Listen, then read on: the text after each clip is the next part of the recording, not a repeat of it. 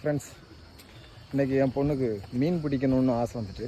So மீன் பிடிக்கலாம், ஆனால் எங்கள்கிட்ட தூண்டில் ஒன்றும் இல்லை. அப்போது ஒரு தூண்டில் செய்து மீன் பிடிக்கலான்னு சொல்லிவிட்டு நானும் என் மகளும் முடிவெடுத்திருக்கோம். என் மகள் இதோ ஃப்ரெண்டில் போகிறான். ஜோனா, எங்கள் டாடி மீன் எனக்காக மீன் பிடிக்க போகிறாங்களா, அதனால தான் அதுக்கு கம்பு எடுக்க போகிறோம். ஒரு கம்பு முறிக்கிறதுக்காக ரொம்ப தூரமாக வரோம். ரொம்ப தூரமாக மீன்ஸ் இங்கே நிறைய மரங்கள் இருக்குது. அதில் நமக்கு வேண்டியது ஸ்ட்ரைட்டான ஒரு கம்பு வேணும். அந்த கம்பை தான் நம்ம தேடிட்டுருக்கோம். வெயிட் பண்ணுங்கள். என் பொண்ணுக்கு என்னாச்சு?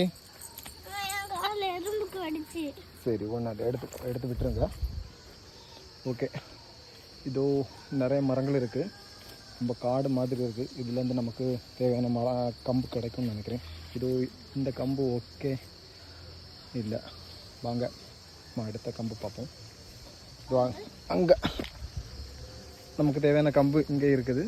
ஸோ நம்ம இதுலேருந்து எடுத்துக்கலாம். என் பொண்ணுக்கு நான் மீன் பிடிக்க கற்றுக் கொடுக்கணும்னு சொன்னேன், ஆனால் அவளுக்கே அது தெரியும்னு சொல்கிறா. அது எப்படின்னு சொல்லி நான் அவள்கிட்ட கேட்க போகிறேன். அவள் அதை சொல்லுவா. கரெக்டானு நீங்கள் பார்த்து சொல்லுங்கள்.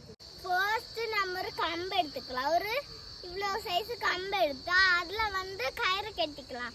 ரெண்டாவது அதில் புழுவை வச்சுட்டு அதை தண்ணிக்குள்ளே போட்டு கொஞ்ச நேரம் இருக்கலாம். அப்போ அது மீன் அந்த தூண்டில இழுக்கும். அப்போ அது நமக்கு மீன் பிடிக்காம தோணுச்சுன்னா அதை எடுத்தா அது மீன் மாட்டோம்.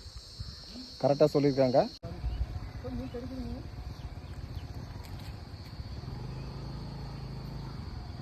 எடுத்துடலாம்.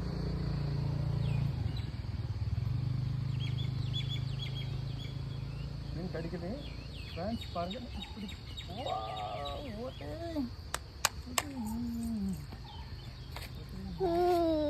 சரி, என்கிட்ட தாங்க அந்த மீன் தூண்டில. என்ன பண்றதுக்கு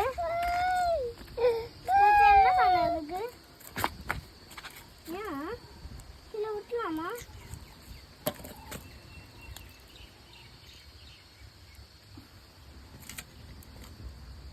வெயில் சாப்பிடுது.